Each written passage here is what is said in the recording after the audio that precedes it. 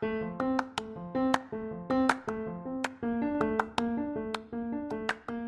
and welcome back to the Future is Bilingual podcast. I hope you're doing well today. Today's interview is with Yoshito, who you might also know as Multilingual Dad on Instagram. He's a multilingual parent, a teacher, and soon-to-be author. His new book is coming out in early May, and it's for parents of multilingual children to help their children learn how to read and write in their home languages in fun, engaging, and meaningful ways. So if that sounds like a topic that's interesting to you, make sure you go find him on Instagram, contact him, and he'll send you the first chapter of the book to get an idea. You can also come join us Friday, April 30th at his book release party, which is happening 6 p.m. UK time. So again, if you just write to Yoshito, he will get back to you with all the details. Let's get to the episode. Welcome, Yoshito, to The Future is Bilingual. Very excited to welcome you here. So please tell us a little bit about yourself. So a bit about myself. I'm half French, half Japanese. I grew up in France. I lived my whole life in France until I was 23. That's the first time I came to England. And since then I live in England. So I was raised bilingual, French, Japanese, and actually spoke Japanese first until I was about 3 years old. My dad, who is French, was also speaking to me in Japanese. Oh, that's awesome. But then I was starting to speak better than him. So I got frustrated that he wouldn't understand me. And then he switched to him French, and my mom was staying in Japanese because she's Japanese. And so now... So you guys did you did a minority language at home until 3 and then switched to Opal. Quickly, as a parent now of multilingual kids, do you think that's a good method? What do you think of the way that your parents did that? I think it's good. Like, it definitely gave me like a good exposure to Japanese early. Because when I went to school, it was all in French. So I guess it compensated a lot. And so I would say minority language at home, if one of the two parents is speaking the community language, has probably a lot of more chances to be successful. But after they were doing open, I still managed to speak quite well Japanese. So I guess both works. That's great. But what we do with our sons, so I have two sons who are 5 and 7. And so they were born in Korea, but they arrived in England very quickly after a few months. Oh, were you all in Korea? You and your wife were in Korea? So my wife just went to Korea because it was the first time that she was giving birth, and having family around was quite important and a bit more reassuring. So she went to Korea, and I was still working in England, so as a teacher. And I was hoping that he would be born during the holidays. He started showing signs a bit like 2 weeks before the holidays. I took the plane. I arrived on time for the birth. Oh, good. Oh my gosh. My second son, he was planned to arrive. He was due to arrive in August, so in the middle of the summer holidays. Perfect. So it was fine. But so you were at both births. You just took a plane to Korea. And was okay. And how long did you get to stay? I never heard this story, so I'm so fascinated. So in England, we have 2 weeks of paternity leave. So when my son showed sign, it was the holidays, like we had a week of holiday. Perfect. So instead of leaving after, I got mixed up in my story, but he arrived he started to arrive in May, 28th of May, and I got the plane. I arrived on the 29th, and he was born on the 1st of June. Wow. So he took a lot of time. Yeah, the first usually is slow. And after that, I was able to stay for 2 weeks in Korea. Then I came back in England. My wife stayed with her family, and I joined them again during the summer. So during the summer holidays. So then we spent 2 months together, and we came back all together. Wow. What a story. That's great for your wife. I feel like that's really comforting to be around your family and around just familiar, giving birth is such a weird, scary experience. So because in England, we're on our own, so we don't have any family around. And well, it's quite difficult. Oh yeah, Uh, I can imagine. And what was that hard for you though, to be the only one back in England when the new baby was in Korea and your wife is in Korea? yeah, Were you sad during I that was time? sad. Yeah, and also I started connecting with him. I didn't want him to forget me. Yeah. And so I remember because of the time difference, when he would be awake, I would probably be in school or it would be the night. All So I right. remember I recorded some stories for my wife to play Oh, when he would be awake. mm-hmm. And whenever I had a chance, I would just speak to them on the phone, like Yeah. with the video. Mm-hmm. Yeah. That Uh, voice connection is so important though, yeah. because they hear it in utero, they know your voice already, which is so amazing. But that must have been challenging for you to be away. But you Yeah. got some sleep, so Yeah, not all true. bad. Okay, so tell us more about yourself. So Japanese was So strong, French obviously you learned, and yeah, you don't remember having any problems. Your mom didn't say it was, no, or but your mom or dad never said it was hard to introduce French to you. no, I don't even remember speaking Japanese to my dad. For me, I always spoke to him in French, but they told me that when I was a baby, so Mhm. the three, I used to speak in Japanese to him. And yeah, I started going to school at 2.5 years old. Mhm. But from what I've been told, I didn't really struggle with like blending in and Mhm. making sense. Yeah, other than that, so we are four in the family, and Mhm. so I'm the French one. My wife is Korean, 100% Korean, How did you and so meet? we met in France. So she went to France to do part of her studies, Mhm. and we met there at a party. And then I went to London. She was in Paris. We stayed in touch, and then went to Paris for my studies, and that's when we got together. And That's yeah, great. And the rest is history, as we say. And then how did you decide to move your family to England rather than staying in France? So I'm assuming your wife speaks French, right? yeah, If she was doing studies in France. yeah. So she would have preferred to stay in France, but so I wanted to become a French teacher, so teaching French as a foreign language. Hmm. Originally, I wanted to do it in France, but there isn't much work and it's not well paid. So Yeah. I thought it's much better to be a language teacher or foreign languages Hmm. in another country. And I had come quite a few times to England. I liked it, so I thought, yeah, why not? And I Hmm. started looking for courses. And there was one that had a dual diploma with a university in Paris. And Oh. that's why I went to Paris. And my wife was working there in Paris at the time. Hmm. Perfect. And then because it was easier for me to get a job in England, and Hmm. because of the training, we decided to come to England. And also the training for teachers in England is way better than what we have in France. Really? So yeah, in England, so you do so something called a PGC, Hmm. which is the equivalent of a master's degree, and you study a few days at university, and the rest of the time you are in school, so in placements. Yeah. So in the whole year, you're in placements, you're teaching classes, you have mentors, so it's really like you learn with your mentors and you have some theory in school at university. Right. But in France, it's mostly theory. And Uh, because there are lots Not of budget surprised. cuts, I'm not surprised. The French love their theory and not so yeah, much practical. Yeah. yeah. And yeah, with the budget cuts, I heard that the number of time they spent like the time that they spent in schools is really reduced. And I don't know how much they have now, but it's probably something like a couple of weeks. So Wow. That's nothing so, compared. Yeah, that's terrible. Yeah. We had to do a whole year of practicum, I think, or was it yeah, a semester? But yeah, when I did my master's of teaching, it was a long time that we were full-time teaching. Like I had yeah, classes, 5 days a week.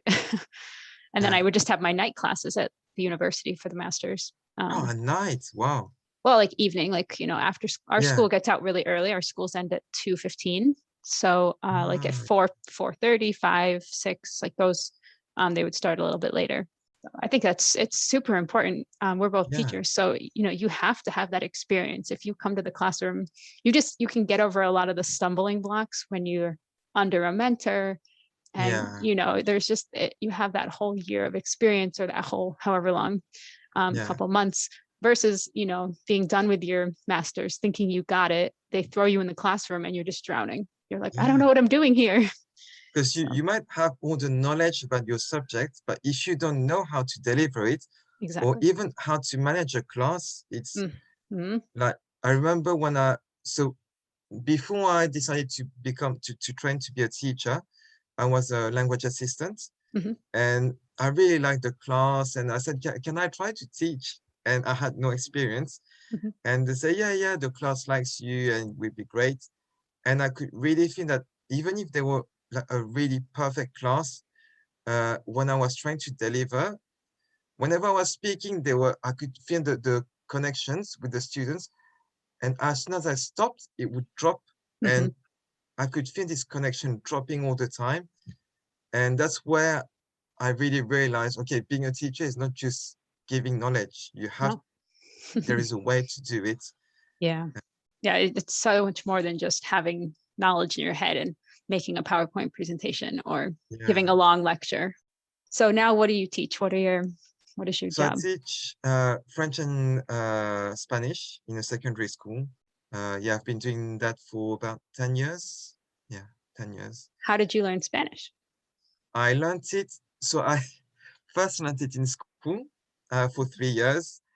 I didn't really enjoy it. So at first I found it interesting to learn new words, etc. Uh, but I didn't really see the point of it, and it got more and more difficult. And because I wasn't really enjoying it, I wasn't really putting much effort. Mm-hmm. So then I was like managing, but not really enjoying it. And after Yeah. 3 years, I had the chance, like the opportunity to drop the language. So I dropped it. Mm. And when I went to university to train as a teacher, as I wanted to go to England to teach, they told me, but you need two languages. So which languages do you know except English? I said, but I know French and Japanese. So yeah, Japanese is good, but not many schools will want Japanese.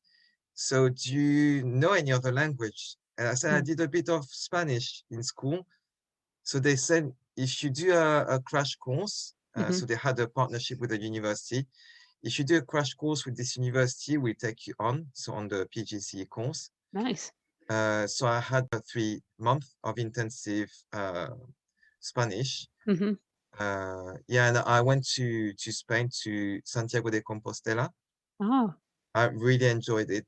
that must have Uh, been fun. yeah, so that's where I really started to enjoy Spanish, Mm-hmm. trying to get myself understood in a language that I wasn't really fluent in. And I saw this as challenging but fun, Mm-hmm. not like in school where I just found it challenging and not seeing the point. Mm-hmm. Yeah, Yeah, there and was a goal in mind. You had a concrete idea of what you could actually do if you had this yeah, language. Mm-hmm. it was like really, I was in the situation where I had to get myself understood. And yeah, so then I could speak more or less Spanish then.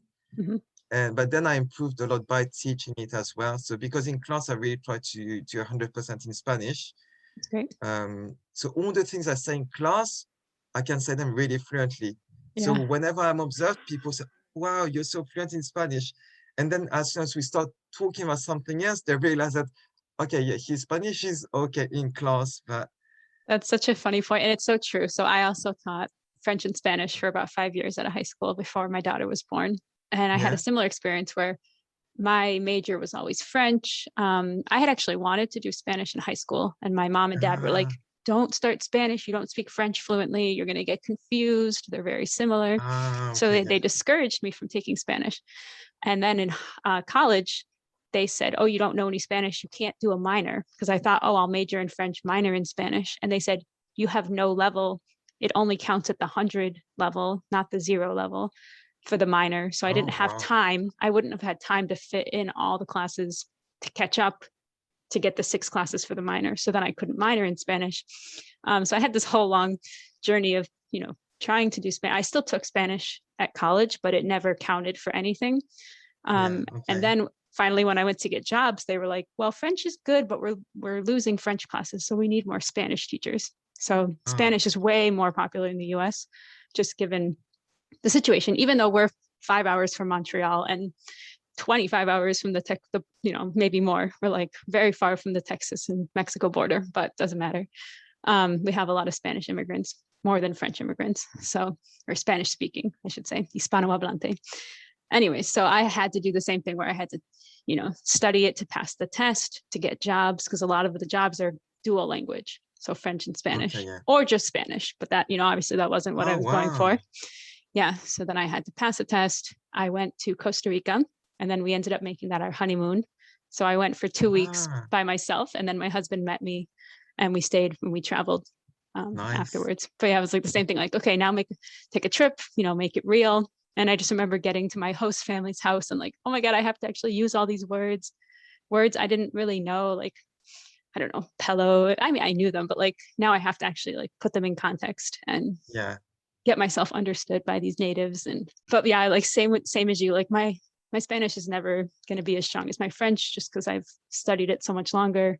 Yeah. And, I'm not a native like you, but it was still, I started it all through middle school, high school, got all my degrees in French, and Spanish is just like on the side as a it's like a necessity. Like I don't have to, but it helps me find a job. Yeah. And yeah, so I can do this. I can do class in Spanish. Like, oh yeah, that's fine. Like, siéntense, abran los libros, blah, blah, blah, all that stuff that you have to say to students. But then it's like to have a conversation about global warming. And I'm like, oh, so many words. I have to look these words up. I don't know. Because I don't teach the high levels. I don't know about you. I taught, our levels are from 1 to AP. And AP is the advanced placement. It's basically college level in high school. I taught French 1 to AP. I taught all levels. And I would teach Spanish 1 and 2. So that's like, Spanish 1 is basic. And then in 2, we get like past tense, indirect, direct objects, like celo, whatever, celo di. But it's not very advanced. So it's not subjunctive. It's not all those exciting topics that you can finally talk about once you know more Spanish. So I feel the same way. It's like, I can kind of use it, but kind of not. I need to work on it, but it's there. Me too. But I feel like, so Spanish is probably for me, the only language I'm really progressing in, because I have to keep up to date, and I have to, so now, I teach from students who are 11 to 16. And so when they're 14, they have to choose an option. So when they get to the 2 last years, it's a lot higher. And so I have to talk about lots of different topics. But because I had to do that, I had to prepare myself. And that's what helped me improve. And I think I've been teaching these levels for maybe 4 years now. Yeah, 4 years. So, but I'm still learning every year. Yeah, but it's all about using it. So like I haven't used Spanish for 2 years because I've been home with my daughter and my son. But when I was doing it every day and I was creating my lessons and then speaking with the students and speaking with my colleagues, it was so different. The environment was just conducive to keep learning. And now it's like, I'm home. We listen to a few nursery rhymes because I do an online thing for French and Spanish, but like nothing more than singing some basic songs for 2-year-olds. So my level is like plummeted. It's pretty bad, but it's a phase, right? I can get out of it. When I have more time. But we come back, like, as soon as you start using it, it will come back. Yeah, that's what I'm hoping. Espero que sí. Then for me, the languages I started to lose are more, so definitely Japanese, because I rarely use it now. So until I was 18, I was going to secondary school and high school, where I had lessons in Japanese as well. And then I was using it every day. When I was going home, I would speak Japanese to my mom. I had friends who were Japanese. I would travel like every 2 years to Japan. And after that, once I started going to university, and so until 23, so when I left France, I was I didn't have anything at university. I was just speaking to my mom in Japanese, and I was giving French tuitions to Japanese children. Mm-hmm. So then I could practice, and I was speaking to the family as well. Mm-hmm. But since then, I haven't spoken Japanese at all. Like some weeks, I don't speak at all Japanese. Mm-hmm. So I'm losing it a lot. Like when I speak to my sister-in-law, so my brother is married to a Japanese woman, and she just speaks Japanese. She doesn't speak, speaks a little bit of English, but like, why would I speak English with her? Yeah. So I speak Japanese, but I can see that there are loads of basic things that I forgot. Mm-hmm. Yeah, Well, at least the you have fact, someone in the family, so you can yeah, keep practicing. Your mom probably yeah, loves that too. yeah. Because she said that, for example, when she speaks with her grandchildren, Mm-hmm. so they're my two sons, and now my brother just had a son as well. He's 7 months old. But Oh. before she used to say, "Oh, it's a bit a shame I can't speak my own language to my grandchildren." Mm-hmm. And so because the way she speaks in French is not as natural as she would do it in Japanese. Of course, yeah. Especially, when you speak to babies or children, there are words or ways of saying things that are really proper to children Yeah. that you don't use with adults. And she doesn't have, or she forgot loads of this vocabulary. Mm. So I can see that anything that comes out naturally, like, oh, be careful, or something she has to say very quickly, Mm-hmm. it's in Japanese. And then she's, oh, Oh. yeah, sorry, sorry. Oh, That's it. so she didn't want to, like, did you guys talk about her speaking Japanese to the boys? Was there a discussion around that? A little, And she could have been the Japanese speaking grandma, no? yeah. So I think until about a year and a half ago, I was just doing things from what I thought. I didn't really research anything about how to raise bilingual, multilingual children. Mm-hmm.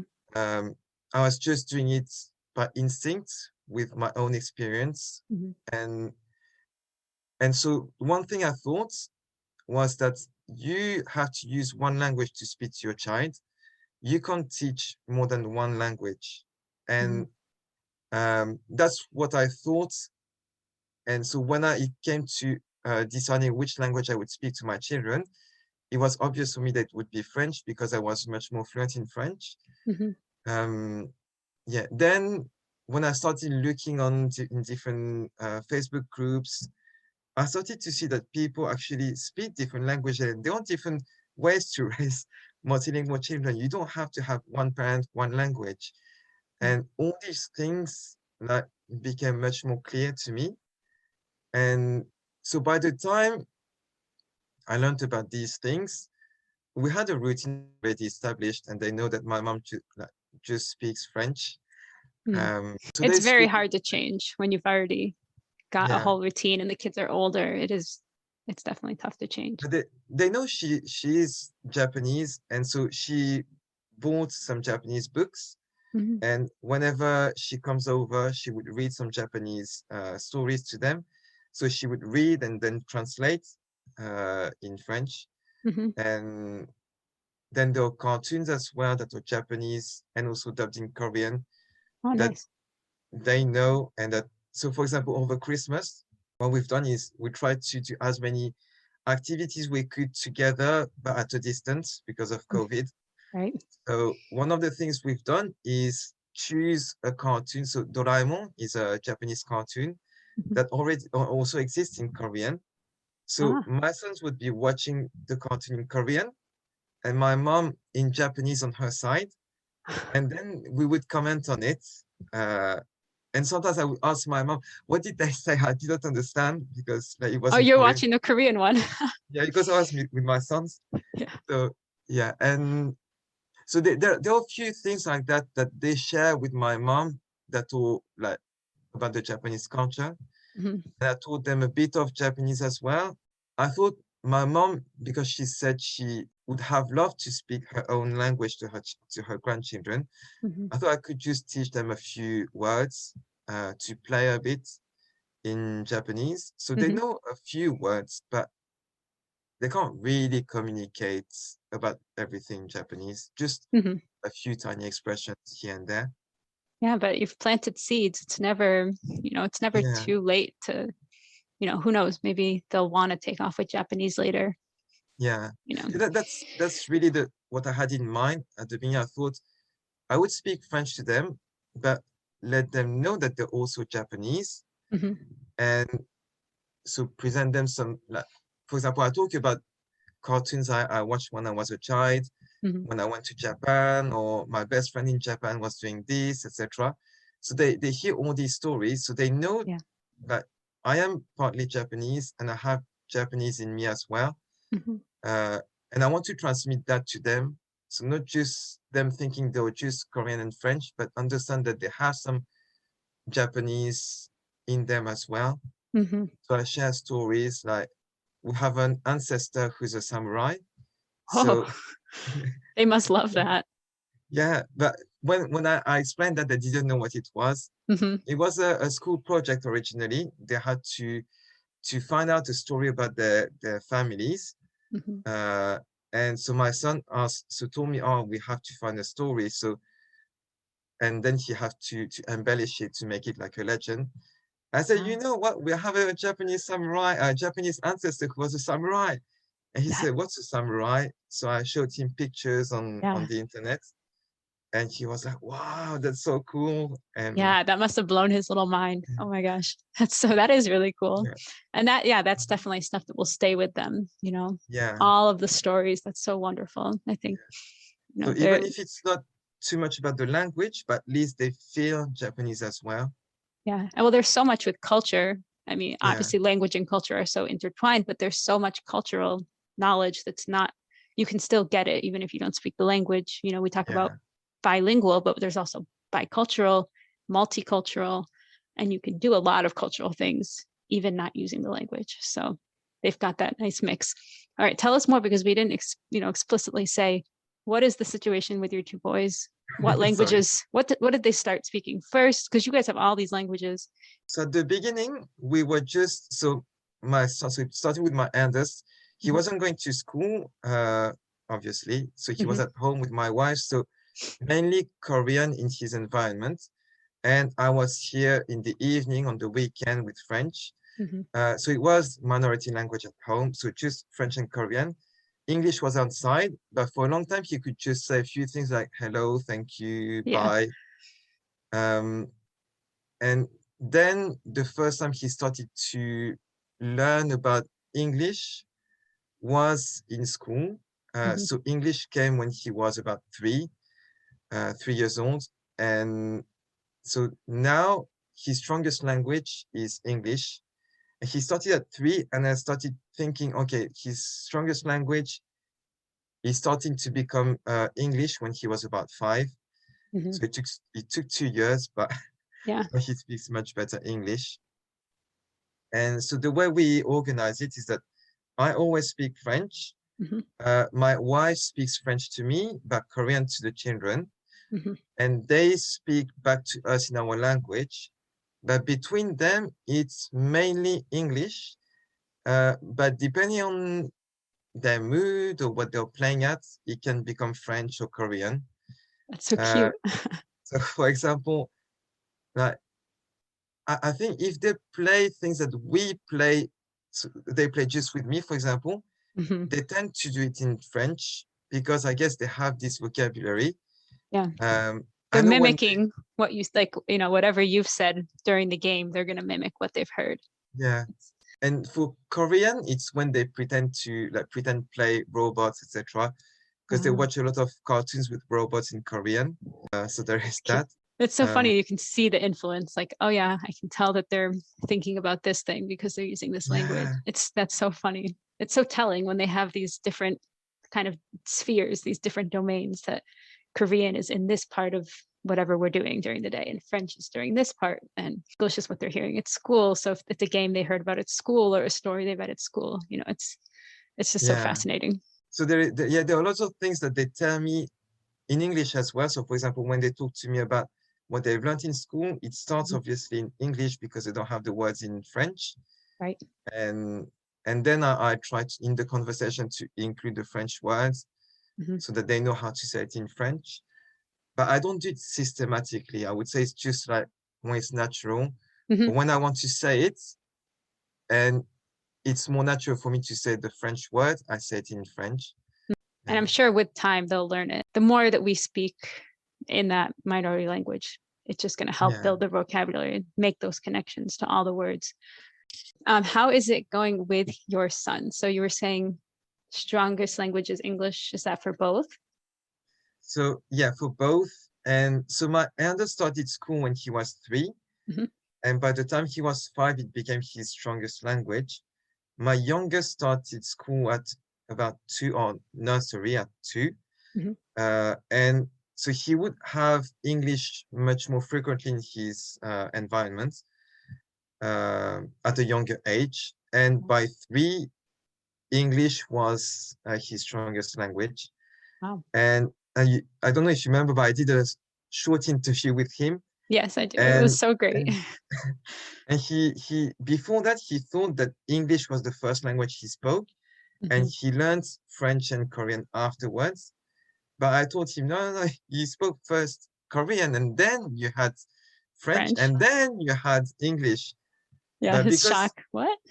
Yeah, because English is so much so much easier for him. Yeah, he assumed it was his first language. Mm-hmm. It's just that interview was so telling, because that happens with adults later on. You know, like a lot of people with heritage languages that don't use them or speak them anymore. There's a native language that's different than the dominant language, and we understand this because we're adults. But your little 5-year-old is like wrapping his head around this really complex idea. Like, wait, what? My strong language is not my native language? Like, that doesn't make sense, you know? I wonder if his, around school are there other students that are in his classes or in your other son's classes being raised bilingually, or is he surrounded mostly by just English speakers from English parents? Yeah, we have, so in the area it's quite multicultural. So there are loads of children who are in either with parents who are both foreigners or mixed couples. And many of their friends speak another language at home and English in school. But so for them, for a long time, English was the children's language. And with adults, you would speak another language. Or parents, you would speak another language. That's so And I remember when my eldest was 3, that's when he actually realized that other children could speak other languages. So we went to Korea, and we're in a soft play area, and like they were, the plastic balls, and someone did something to him, and I said, but tell him, I didn't know how to say it in Korean, so I said, tell him this, and he started to say it in English. I said, no, in Korean. But he was like, what? No, I can't say that in Korean. He's not going to understand. Yeah, and then little by little, so during these holidays, he understood that children spoke also Korean, because he also met his cousin, or he saw them before, but he never really played with them before, with his cousins. And they spoke Korean, just Korean. So when he was 3, that's really when he started to understand that depending on where you are, children speak different languages. And that's great. I think so. One thing that we really focused on when we were choosing our children's school was to have a good variety of origins in the school, because like being Asian, you look different. So I didn't want them to feel different. And be isolated, be the only ones that look different. And in their school, so especially my eldest, there is no majority. In his class, it's That's bit great. of this nationality, a bit of this nationality, etc. It's all very mixed. And I think what helps as well with us raising our children multilingual, there is the fact that even if between them they speak English, with their parents, every child speaks their own language. So it's normal for them to have a language at home with the parents, the family, and another language in school. So we haven't had that questions at all. That's great. And yeah, I can hear that there are loads of families where the child refuses to speak for different reasons. At least up to now, we haven't had that. Yeah, but I think so. We are quite fortunate in the fact that around us, it's quite normal to be multicultural. Yay, multilingual is normal, as Yeah, Thomas Bach would say. Yes, we want to promote that. That's wonderful. And I'm glad to hear that because I know there's definitely sections of every country where it's, just a bit more everybody's the same. And then obviously, big cities and places where you can go and find more multinational, multicultural. for example, when I grew up, so in primary school, I went to normal primary school, so the local one, and I was the only Asian. Like with my brother, we were the only Asian in the whole school. Wow. Yeah, so you know what And I'm talking about. yeah, but I think I was brought up in a way where I didn't care about being different, and I had it more as I was quite proud of being different. I was trying to be different from others, and so looking different wasn't a problem. I got some racist comments from some children, but like, I had my friends as well, so I didn't. That's a really important I think that topic. probably you like me, because we're teachers, we see how it is with teenagers and how they can, like, they want to be part of a group or they can differentiate themselves from others. And there is a lot to do with how others perceive us. And so I really want my sons to grow up thinking that they don't have to be part of a group like really strongly. They have to be their own, and they be like similar to other people, different to other people. And it's all okay. Yeah. Yeah. You can choose to be a part of a group, but you don't have to be. You can Yeah. change. Yeah, nothing is set in stone. I think that's a great lesson to teach them. So I wanted to make sure we talk about teaching your kids to read, because I know that's a big part of what you do. And you have multiple writing systems. So French and English have the Latin alphabet, but your sons are exposed to Korean, which is the Hangul, it's a different alphabet than, and then you have Japanese, which is 3 writing systems. So how are you guys attacking learning to read and teaching your kids to read and write? First, so I want to say it was like really important for me that they would be able to read and write in all their languages, because I personally suffered a lot from not being able to read well in Japanese. Not suffered like too much, but like more psychologically. When I was in secondary school and high school, I was in the international school. And so the reading and writing was mostly in books in school, and I wasn't putting much effort. So again, it's my fault. But because I was thinking, like, I'm never going to live abroad. I'm always going to be living in France. So, okay, it's good to speak other languages. I can watch cartoons, etc., in Japanese. But really, why do I really need to read and write? And to me, it came back as like, because I'm told I have to. And so I wasn't self-motivated. So I really did the minimum in Japanese throughout my time in secondary school and high school. So I would do enough to pass the exams, but not more. And I was really studying like how to read and write just because I had to do it for the exams. And then so it caused the problem of even me questioning not if I was really Japanese or not, but if I could say that I was fluent in Japanese, for example. So I would say, so for a long time, I would say, yeah, I'm fluent in French and Japanese. But in secondary school, I would still be fluent, like speaking wise, but reading and writing, I was a bit ashamed when I was asked to read in class because I would stop really often. Yeah. And I think it put me down a bit. And also the fact that I couldn't really read novels in Japanese. So there were some that looked really interesting. And I would think, okay, I'm going to read this. And I would start reading, and the first line would stop like 3 times trying to work out what this Chinese character was. Right. And so I never finished a novel in Japanese. I would read some comic books because there's something called furigana. It's just so in Japanese there is hiragana, katakana, and kanji, and these two are like just syllables. So you have like 47 characters, but the kanji, the Chinese characters, they're like 2,000. Yeah, so many. And they're so much more complex. Hiragana, katakana are pretty simple, a few lines, but it's not, people who've seen, everybody's seen what Chinese looks like. It's much more intricate.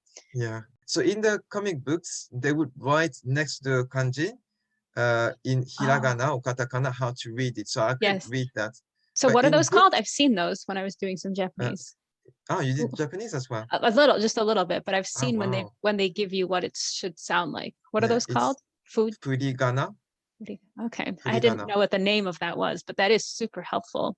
Yeah. That's great.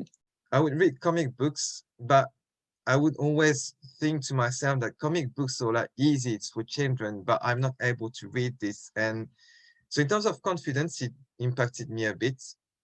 It's not like it was too much and I'm fine, but it weighed a bit on me. And I can see that it limited me in lots of ways because I couldn't read. And I remember like once I was in Japan traveling on my own, and I had a ticket. And even when I wanted to buy a ticket to go to somewhere, I was asking at the counter, I'd like to go there, but I'm not sure if I have the right ticket. And the man told me, yeah, but it's written on your ticket. And I said, yeah, but I can't read. But because when I speak in Japanese, I have a Japanese accent. Yeah. They didn't understand why I couldn't read. And you look Japanese. If I ask, I don't understand this. And, even if I spoke Japanese, they'd be like, yeah, of course you don't read Japanese. Look at you. But maybe with you, they're like, you look Japanese. You're speaking perfect Japanese. What's wrong with you? So I had to explain, I'm French. I'm half French, half Japanese, but I live in France and I don't really read Japanese. And then they would be like, oh, but you speak so well Japanese. And they would be really helpful. But yeah, so there have been some situations like that where I can see that not being able to read or write properly Japanese is a disadvantage. And for my sons, I thought, so Korean is different, but there were just a certain number of characters. And even if you don't know the word, you can read it. In Japanese, for the kanji, you have to be able to read them. And if I can read them, maybe I know, okay, it's this word. So it's the other way around. I was going to ask about that when we talked about having the kanji, kind of transliterated into hiragana. So when you were reading and you saw that how it was supposed to be said, were you able to understand that then by the context of what the rest of the comic was saying? So, it's so hard for me to wrap my head around, like having a character, but you don't know how to read it. I feel like that's just so hard. That's such a hard way to make language work because like Korean, you can just pronounce it, and hiragana, katakana, you can just pronounce it. I want to know more about kanji because I've never studied Chinese. I've only done very small bits of Japanese. And it was more to speak it when we went there with my school. So yeah, I only got to hiragana, katakana. I never looked at kanji. Okay. So I can't wrap my head around and you speak Japanese. So when you hear them, you understand it. So when you see it written out in hiragana, you understand it. Yeah. It's just so fascinating. So, but I guess it's like I present to you a character and I say, this means the earth. And you understand the word earth because I'm saying it to you. But when you look at it, you don't understand what it means. So it's the same. I would look at it, not understand what it meant. But if I was told, or if I could read next to it how it was pronounced, I would understand it. So there were also words I didn't understand. Like when I started to read the comic Detective Conan, there were loads of vocabulary about murder and weapons and different ways of killing people. Jeez. And I didn't know any of that because that's not the kind of vocabulary you grow up with. No, hopefully not. So that kind of specific vocabulary, I learned it with this comic book. And so there were words I didn't know, just because I didn't encounter them before. Yeah. Wow, it just seems so complicated. And yeah, so for my sons, it was really important that they wouldn't be in that kind of position. And I thought with Korean, it's quite easy because they can still read. So as long as they know the word, they can decipher the word, they would be able to understand it. And I really wanted to bring them to that level. So yeah, so I tried first when my eldest was 5 years old. When we went to Korea, I thought that's the perfect moment to start. Everything is in Korean around. They won't question it, and because I thought they would like question it. But then, so I introduced it with games, doing mimes, etc., to represent the characters, and they liked it. Like my youngest even liked it better, because he could move around and make strange noises, etc. But it didn't go up to the point where they would want to read, because at that time, like we still read in French or English or Korean, and I think they didn't really see the need to be able to read. So I left it. And a year later, around the time where the pandemic started, I noticed that my eldest wanted to be able to read in French as well. And that's where it started. So I started to teach him French. Then I went on to Korean a bit later. And yeah, and so I gave them the basics. And now they go to a Korean school, so Saturday school. So they can practice there as well. And how much Korean do you speak? Because we haven't touched on that. Very little. Okay. But you know all the letters, you can. Yeah. So in terms of reading and writing, that's fine. I can't read fluently, I'm still deciphering. Yeah. For example, yesterday, my son had to, so for one of the homework he had from the Saturday school was to read a dialogue or something. And he can decipher the characters quicker than me now. So that's good. Yeah, it's good. But then you're like, man, they already speak better than me. So I feel that. It's okay. Like the aim is for them to be able to read. So exactly. I'm happy. Yeah, no, that's great. Yeah. That's success. They'll be teaching you Korean. Yeah.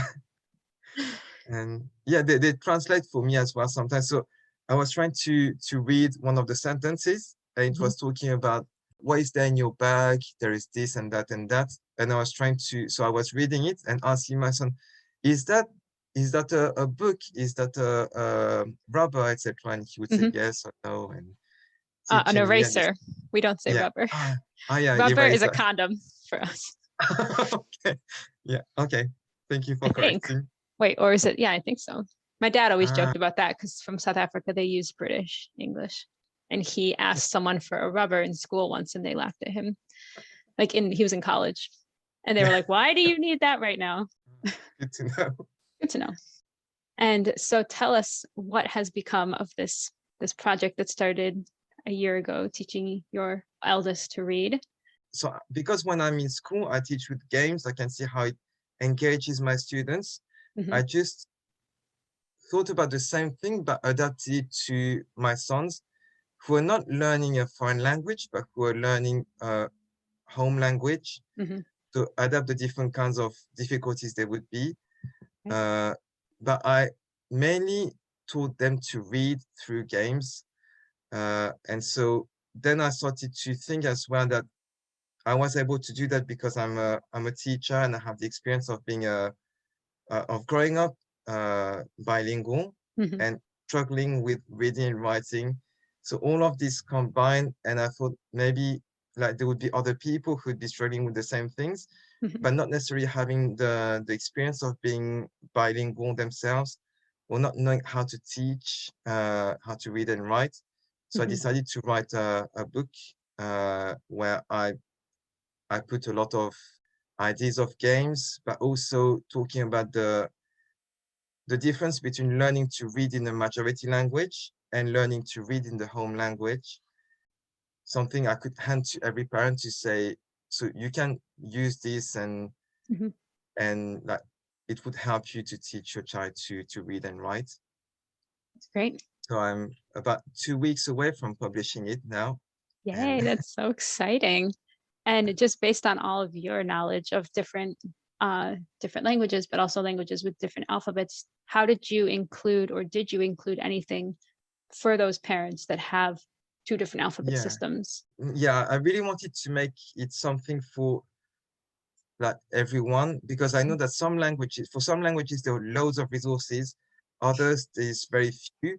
So I also wanted to give a chance for the parents who would know how to do it, to create their own resources. So I included the 4 languages I speak, or that are where there is a big difference. So French, English, Japanese, and Korean.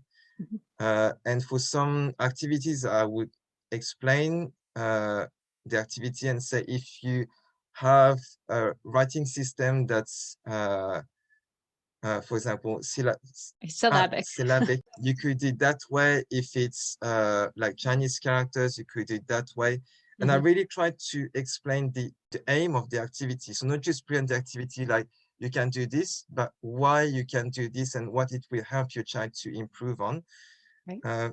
Because sometimes we can take an activity thinking, okay, that's going to be great, but we haven't thought about the fact that they don't know this, so it wouldn't work, or it would be too easy. Or so really try to explain my teaching thought process and put it in the book so that parents could read and think, okay, if I do this, I'll be able to teach that to my child.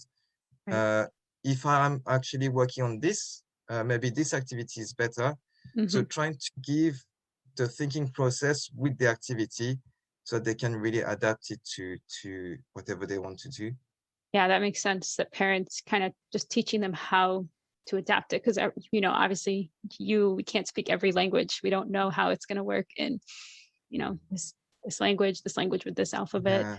Yeah. But I think it's a really important point that I didn't even think when you said syllabic. So just the fact that some alphabets like, English and French are just a letter, it's just the one sound, whereas hiragana, katakana are the 2 sounds. It's a consonant vowel. I think that's such an important, I just didn't even think of that. Like, of course, it's not about the letter, it's about the sound. It's about what we're saying, it's not just about the writing system. Of course it is, it's about making shapes and things like that. But there's so much that goes into writing, which is what makes it, so much harder to teach than speaking. It's, do the letters connect like Arabic? Do they look different depending on their placement? Korean, it depends what part of the, there's the little box that can fit 4 characters. So is it on the top? Is it on the bottom? Is it next to another one? There's so much that goes into teaching kids how to read and to write eventually, how to decipher how that works. So I think it's really great that you took on that project and that you're going to help parents, because it's kind of it's a daunting task. And I'm coming from a teacher's perspective. It's daunting to me as someone with a master's in education. I think parents without teaching experience, it would be even more daunting. And I can see why parents just want to let the school teach majority language and just be done with it. I don't have time for this. I don't want to do this. So I think that the fact that you're making it a game, you're making it something fun, because hopefully the hours you are spending with your kid after school, not when kids are back full time, hopefully those will be fun times. We don't want to sit down and say, do this notebook, do this activity. We want to play a game. We want to do something fun. And I know one of the activities that I saw you post about was you had written sentences and they had to do a treasure hunt around the house, and they would find the next clue. And I just love that idea. I think that's such a fun activity. So I think that parents can get so much from this book. And even if your baby is not born yet, but you're pregnant or something, I think you should definitely, it's never too early to think about these things. So like you said, your kids were already born and you didn't even think about how to raise bilingual kids. It's never too early. It's never too late. As we can see, you're doing a fantastic job, even though you didn't think about it earlier. I just think it's such an important topic. And so many of us can benefit from just having more ideas, having more games. That's half the battle, is thinking oh, what can I do with these kids, rather than just sit them in front of the TV and say, okay, watch a cartoon in this language. That's good for sometimes, but it's also, we want to balance it with other activities. And that's a big thing as well I wanted to put in this book is, so when I started to teach French to my eldest, I did it with games, but it was still quite formal, I would say. And so I would see that he didn't want a teacher, he wanted a dad. So he wanted me to be his dad. So maybe in school he would listen to his teacher, no problem. But at home, like, he doesn't want me to be another teacher teaching him other things. And also because I didn't spend much time with them during the week. I would have just a few hours, and on the weekend, that's the time we would spend together. It was quite precious time, and I didn't want to waste this time with frustration or having to do something. So I really thought about how can I include literacy into the games we do already. Right. And that's also what I try to do in school with my students. So try to include some games or try to get them to use the language because they want to. So for example, like when they're in year 7, when they start, I start straight away like or in Spanish or in French, but I teach them how to say the rules of the classroom in that language, or how to say Puedo ir al baño. That was always the classic. Puis j'allais aux toilettes. Yeah. But those are important. Yeah, it's really like interaction language. And when they're able to do that, they feel empowered, and that's why they want to talk. And so I try to do the same with my children. So finding why they would want to write or what would justify them writing or reading.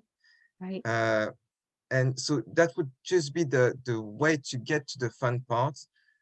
So the game would be fun, but just to play this game, you have to read a bit or to write a bit. Yeah, you created a need, which is such an important part of raising bilingual kids, because if they don't feel a need for the other language, then it's going to be really hard to like drag them to do it. There has to be an internal desire that they want to use this language. So I think that's such a great thing that you're doing. And I really can't wait to get my hands on that book, because my son is just like right at that age. He's almost 4. I feel like it's coming out perfect timing for me to take it in and read it and be ready to play and introduce all his, well, luckily they're all the same alphabet, so I have a little advantage there. But then it's kind of confusing, like I'm sure you realize with French and English a bit, like that they don't always pronounce the same. So like ch in English is ch, but it's sh in French. So, it doesn't always make it completely painless. For this, I think we can also leverage the fact that they know the words in the language. Right. So for example, when there is, I don't know, the story of a cat, and it's written chat, but like if you read it in English, but they know it's not chat, it's sha. And so then you can explain, okay, you don't read the last letter, or this in English you said ch, but what do you think it is in French? And then they would say, okay, it's sha. And so if they already learned to read and write in English, for example, they understand that you can combine letters to make a sound, etc. So you don't need to teach it.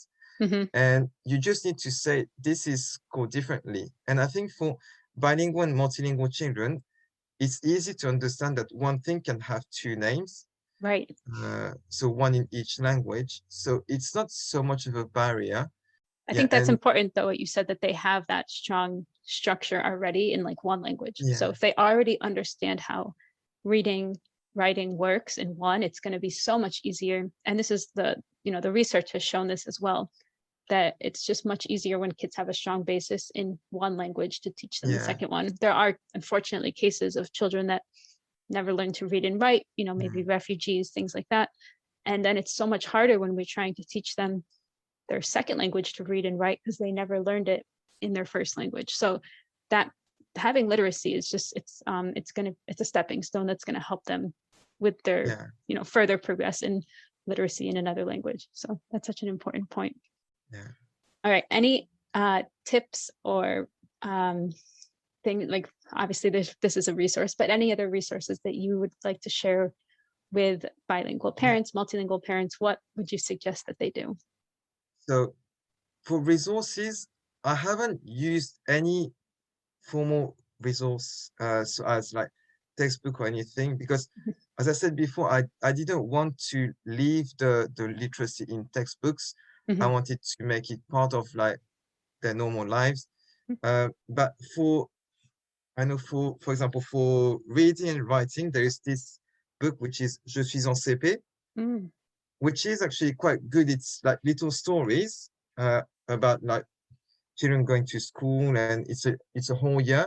Mm-hmm. And for each month, there is a small story. Oh, And I like it. at the beginning of the year in September, so it's when they go to school, and the story is quite short. But Mm-hmm. when you get to like June, July, it's a lot longer. And it's just to map it to the progress of the child. Yeah, So that's like Je suis en CP. You can, it's great. so it's one big book. Mm-hmm. And then when they get to CE1, which is the second year in primary school, Mm-hmm. there's a one per month, but it's a lot longer. It's a lot longer story, Yeah. and there are games as well at the end. So that was quite good. Mm-hmm. And another thing, so they did something really good as well. So the people who did that, it's what's the author's name? Magdalena is Mm-hmm. the author's name. And so she created as well a block of games, with like spot the differences and things Yeah. like that. Uh, and I think that's also something really good that parents can use if they want to practice literacy. So they want their children to read because they have a game. So for example, they have to spot the differences, or they have to go from one side to the other by stepping on these stones or whatever. Mm-hmm. Uh, so the child needs to read the instruction, which is like very short, like maybe a line or two, Mm-hmm. to be able to do the activity. So the again, it's like reading a bit to get to the fun. So Right. blocks of games are great. And one thing, so you probably, I don't know if you know this author, but Dave Pilkey, he did this comic book called Dog Man. Mm-hmm. It's very silly stories. Like my sons love it, and apparently every child that reads it love it. Yeah. So this is good, and so my sons really, really loved it. I bought the French version, Super Oh, Chien, super chien. and Okay. Dog but man, super chien. it's a different story. Like it's a different book, Mm-hmm. but they know the characters, but it's in French. And I Yeah. thought at the beginning that they wouldn't really want to read it because it was more difficult, but they love it so much that they wanted to read it. And like, I remember when they got the first one, my eldest spent the whole afternoon reading this uh, Wow. because he really wanted to understand what was funny. Yeah. Um, So so following their recently, interest. yeah, anything they love, they will want to make the effort to get to what they love. Mm-hmm. And so we bought this no, we were given this story in Korean. So it's from Wow. the Ciao. same Oh. author, but it's a mouse and a big robot. And but it's the same universe, like same kind of fun things, a bit silly stories. But Mm-hmm. so they can't really read all of this now, but they try to read here and there some words to work out the story from the pictures. Yeah. And your Uh, wife can sit with them still. They're still little enough to sit with and read stories yeah. too. So, That's but great. these, funnily enough, maybe because it's comics, they sit on their own. But when it's bedtime, they take other Full um length, like longer stories. yeah. So when Yeah. my wife reads in Korean, it's not these comics, it's like a longer story. Mm-hmm. And yeah, so no particular textbook or anything, but I would say if you find something that your child likes, you can just Run provide with more it. resources like that. Yeah. Yeah. So one thing that I think we did that really helped with reading and writing was that we had one routine, which was reading them a story every night. And this makes them like see the fun of reading. Yeah. So I think that helped a lot as well. Yeah, I've heard that tip a lot. Like read in front of your kids yourself. Read to them all the time, never Yeah, refuse to read them a story, just kind of making reading a normal, just have yeah, books out there that they can access. Don't put them up high on yeah. shelves. There's so many great tips for literacy. Before we end, I ask every guest to teach us a word or phrase in one or more of their languages. So I'll let you pick which languages, but I would love to hear Japanese just because I have more French speakers on the show, but Okay. definitely I'd like to hear French as well. So if you have it can be different phrases, but something in So Japanese, something in French. maybe something really easy that anyone can learn very quickly, but that can be really helpful. And that's something that my dad told my friends when they came for my birthday when I was like little. Okay. And he said, oh yeah, there are two words you need to know in Japanese. It's dozo, domo. Dozo is here you go. Hmm. Domo is thank you. And I think it's true that it's important because that's when you start to have interaction with people. So knowing this can go a long way. Yes, for sure.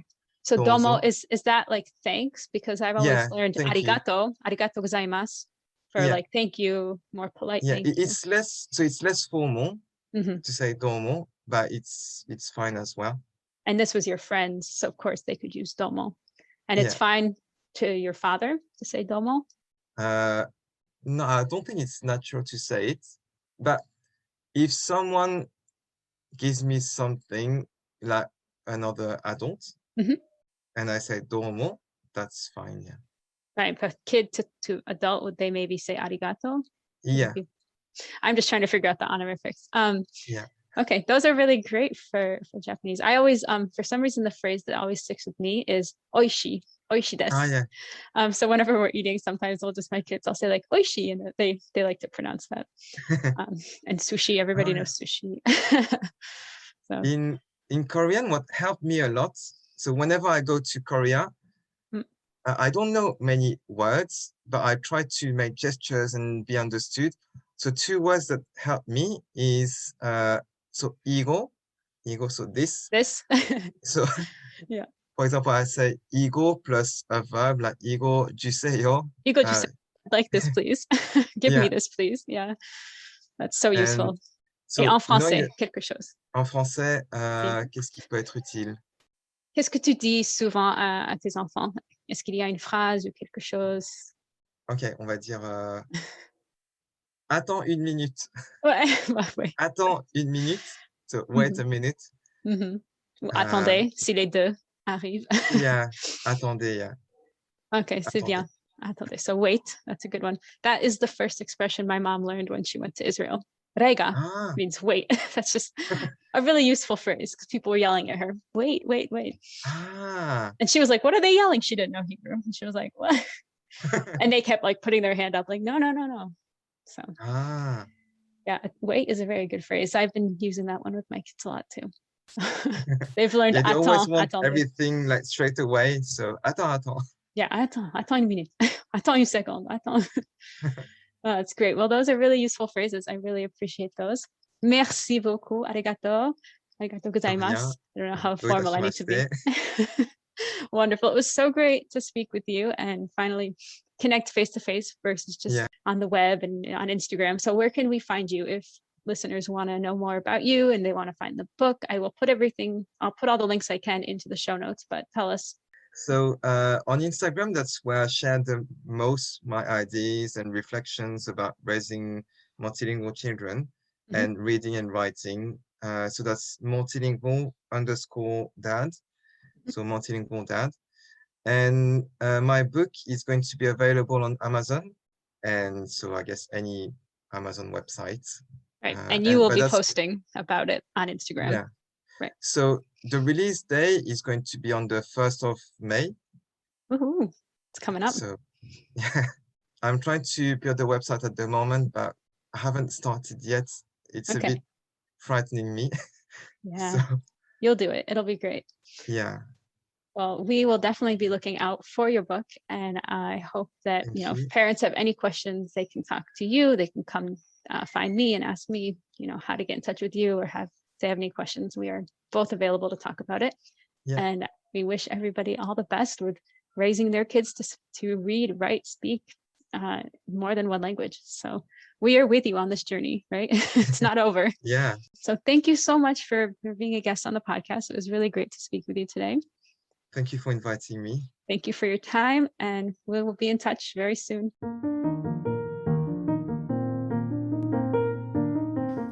So that's all from our interview with Yoshito, but I hope you guys are just as excited as I am for the release of his new book. So if you're not already following him on Instagram, you can check the show notes for the spelling, or look him up at multilingual_dad on Instagram.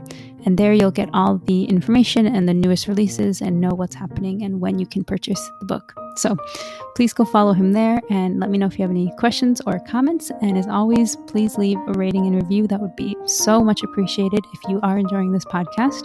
And until next time, have a great week. We'll talk to you soon. Bye-bye.